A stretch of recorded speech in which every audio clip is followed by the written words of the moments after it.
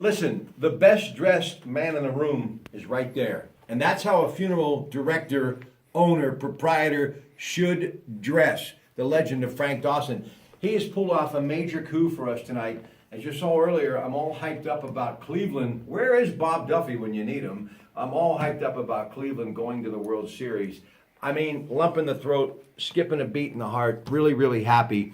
So I said to him, along with the coach, Josh Ludwig, who looks pretty good too in his Potter colors, very proud of them, coming off that big win against Buckeye Local.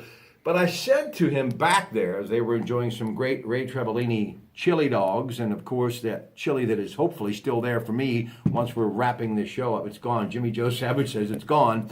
Anyway, I said, did Bernie Allen play the same time that Terry Francona's dad, Tito, played? Tito came in 1956, retired in 1970. He played with Cleveland from 64 to 70. And one year, he was just a few, and I'm sure Bob Duffy will back me up on this, at bats shy of winning the batting title. Terry spent some time as a player in 87 there. And of course, he's been the manager there since 2013. He too, known as Tito. We grew up calling him T. An amazing athlete, but more importantly, a great human being, as is his father. And don't look now. They're going to the World Series. So we're going to call Bernie Allen, who actually is an East Liverpool native who played in the major leagues, and he played against Tito Francona. We're going to put him on the AT&T iPhone speaker. And we're going to talk to Bernie Allen, who, of course, is a member of the Lou Holtz Upper Ohio Valley Hall of Fame. I can't wait for that. All right, now, East Liverpool, 63-12. I look forward to the pictures of you and your bride and your baby on Facebook. I get all geeked up about that. 35 unanswered points, and it looked like it was a great celebration down there at Patterson Field. Unanswered points in the first half. Austin Mayfield, another spectacular evening for him. Coach, 3-5 overall, 2-2 in the Buckeye 8 North Division, and you're getting ready for Weirton. But it was a big night for Austin Mayfield because he shattered some very important records, so talk about it. Yeah, Austin Mayfield, we've been tracking the records, and Mr. Dawson tracks the records all the time. And, we knew some of these records were achievable this year with our new offense we were running. But Friday night was a special night. We haven't really made the announcements to the kids. We wanted to tally everything, and I will be making the announcement tomorrow. But Austin broke the single-season passing record, and he broke, which was Kevin Smith's from 1989, and he broke now Marky Tompkins's all-time passing and a career record. So now he has both of those records, which hopefully, I'm not sure if he even knew. Austin's not the kind of kid that he's never asked me once how many yards he threw for. But if he did know, or if anyone was telling him, it's nice now he can relax and play these last 2 weeks, knowing that as long as he doesn't throw for negative yardage next week, we'll be in good shape. 89 yards, 10 carries, 7 passes, 188 yards, and some rushing touchdowns, 3 of them. Derek Carter, 60 yards, couple of carries. But Lane Copris, 11 carries, 69 yards, 284 total rushing yards. And you're going to have to do that and maybe more, but the defense is really going to have to step up because Tony and Filberto, their team, Weir High, what they are known for, speed. Mm-hmm. Speed and what they turned to be from the last 3 years, they've gotten much more aggressive. They didn't used to be aggressive. They were more just finesse. But now they have a big running back, and his name's Cody Inrietti. And the quarterback's very speedy, Donovan Spencer. He was a 100-meter champion over in West Virginia in the state track last year. He went from playing second base. He quit baseball, and people wondered why. Then he wins the state championship in the 100-meter in track. I guess that's why he quit baseball. But Cody Inrietti, 6'3", 250-pound tailback. He has 1,268 yards rushing on the season after 8 games. So the kid's a real threat. He rushed for 247 yards last week against Vincent Warren. We have a plan for him, and our kids are cranked up. I think our kids get more excited week in and week out, and they're excited to go against someone like that because they have the challenge ahead of them. Listen, just to give you an idea, and he doesn't even know I'm going to do this, but this is why I have a lot of respect for this young coach and teacher. This season could have been lost for any other team, but he's just stayed the course, and they have really turned it around remarkably. And they've had a very tough schedule, and Weir High is going to be a very tough opponent as well. But also, he's the athletic director, and before coming here tonight, I was watching a little volleyball, and it happened to be East Liverpool against Weir High. And Jimmy Joe Savage and I were talking about the girls' girls bowling team that bowls down at the beautiful Walnut Lanes, and we're going to be talking to them in a couple of weeks. So we just want everybody to know, even though we're focusing on football, it really is blue and white forever, all sports, right? Yeah, our girls suffered a tough loss tonight to Beaver Local in their soccer game, in a sectional game, after they had a big win against St. Clairsville 2 nights ago. And we're pro all Potter athletes and all Potter sports. Potter proud is our our lingo we've been going by this year, our motto, and it's been a pretty good year for the Potters. All right, and by the way, Austin Mayfield just literally is going to be completing football and wrestling, because he's a great wrestler too. I didn't realize that. Tell me about his wrestling skills. He's always been an excellent wrestler. Last year, you got a chance to see him win a section, and then in the district match, he was 1 point away from qualifying for the state. So Austin this year has, he'll be ranked for preseason.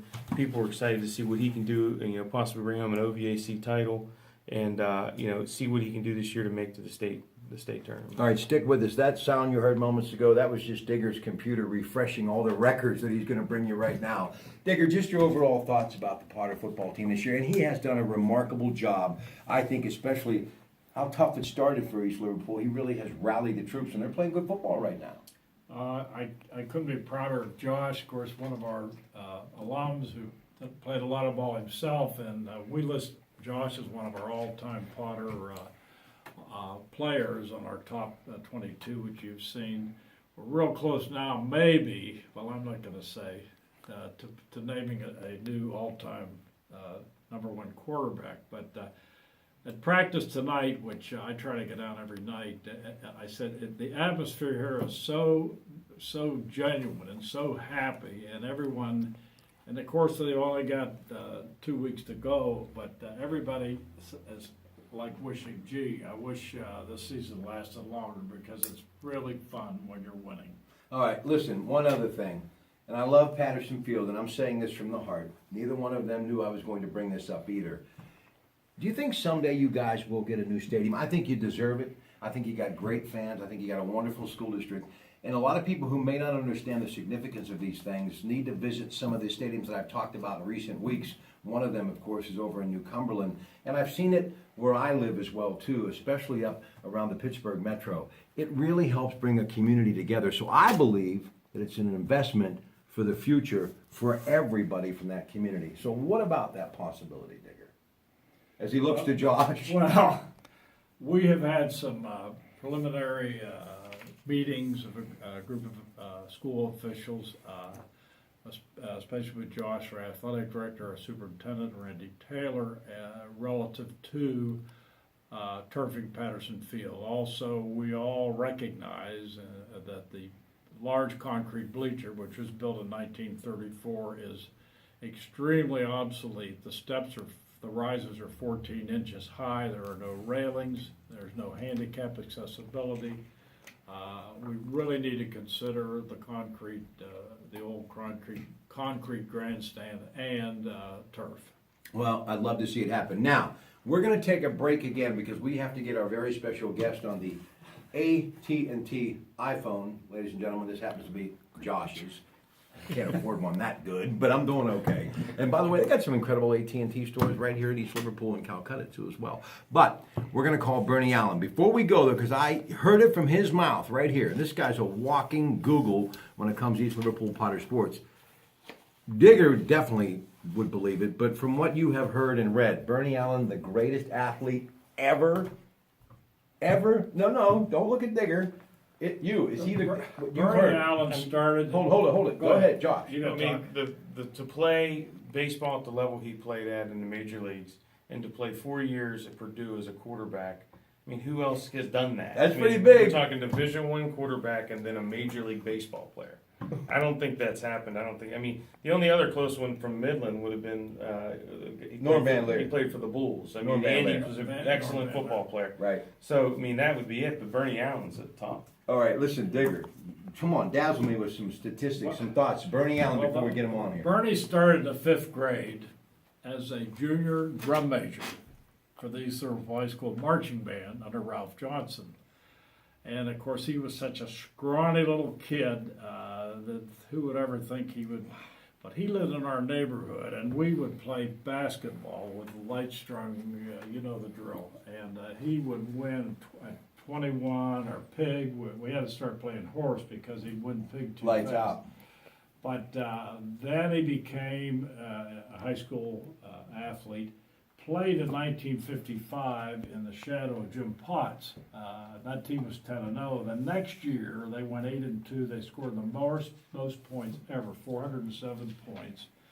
And they did lose, however, 2 games because Bernie was unable to kick a conversion. And they lost 2 games by a total of 3 Where did he grow points. up at in town? He grew up on Grant Prospect. When you go up St. Clair, you come to Grant, the next street up is Prospect. Then the family later moved out to the Casting Club Road, but his days, his youthful days were spent on Prospect Street. We lived on Grant Street, and he was at our house all the time. As I say, he was just a scrawny little kid, but had such a phenomenal year as a senior in football, basketball, and of course baseball. He was lights out. And Woody Hayes said he was too small for Ohio State. Well, he beat Ohio State all 3 years he was at Purdue. Now, he didn't say this, but the legend is that he came by Woody his senior year and he said, "Do I look too small now?" But I don't think that really happened. But Well, I'm really excited to have the opportunity to talk to Mr. Allen and, of course, to make the connection of his days playing against Tito Francona Sr., who had a great career with the Cleveland Indians and played with such greats as Rocky Colavito. So we're going to do that in just a little bit. But let me just give you the once-over as far as what you saw in the evening review, that great newspaper here in East Liverpool. Indian Creek beat Beaver Local 16-15. They're at Martins Ferry this week. Wellsville, a 32-7 winner over United. Sophomore Derek Suggs, 108 yards. They're taking on Columbiana on the road this week. And Harrison Central defeated Oak Glen 47-7. Lance Collins, 134 yards passing and 1 touchdown. And they're going to be taking on Buckeye Local, the team that they played. So, as you could tell, the phone's ringing. A busy night here at Legacy Studios. So we'll take a quick break and answer the phone. Then we'll come back and talk to Bernie Allen about his days playing against Tito Francona, where Tito's son, Terry, has taken the Cleveland Indians to the World Series. It became official today when they beat Toronto in Game 5 of the American League Championship Series 3-0. We'll be back.